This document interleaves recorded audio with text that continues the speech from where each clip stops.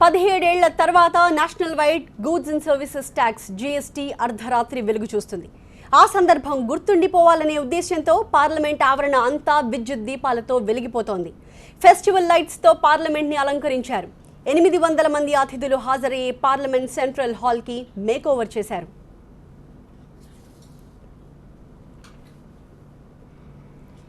రాత్రి 10:55 రాష్ట్రపతి Pranab Mukherjee parliament house కు చేరుకుంటారు.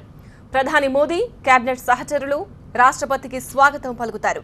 రాత్రి 11 గంటలకు పార్లమెంట్ సెంట్రల్ హాల్లోకి రాష్ట్రపతి ప్రణబ్ ప్రవేశిస్తారు.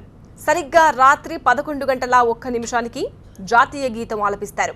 11:02 ఆర్థిక మంత్రి అరుణ్ జైట్లీ ప్రారంభోపన్యాసం చేస్తారు. రాత్రి 11:10 2 షార్ట్ ఫిల్మ్లను ప్రదర్శిస్తారు. ఇక రాత్రి 11:15 ప్రధాని మోదీ ప్రసంగిస్తారు. రాత్రి 11:45 రాష్ట్రపతి ప్రణబ్ ముఖర్జీ ప్రసంగిస్తారు. సరిగ్గా అర్ధరాత్రి 12 గంటలకు జీఎస్టీని లాంచ్ చేస్తారు. అర్ధరాత్రి 12:04 జాతీయ గీతం ఆలపిస్తారు. అర్ధరాత్రి 12:05 రాష్ట్రపతి సెంట్రల్ హాల్ నుంచి బయటకు వెళ్తారు. భారత ఉపరాష్ట్రపతి హమీద్ అన్సారీ, లోక్సభ స్పీకర్ సుమిత్రా మహాజన్, మాజీ ప్రధాని దేవేగౌడ, బాలీవుడ్ నటుడు అమితాబ్ బచ్చన్, బిజినెస్ టైకూన్ రతన్ టాటా, పంజాబ్ మాజీ సీఎం ప్రకాష్ సింగ్ బాదల్ తదితర ప్రముఖులు జీఎస్టీ లాంచ్ కార్యక్రమానికి హాజరవుతారు.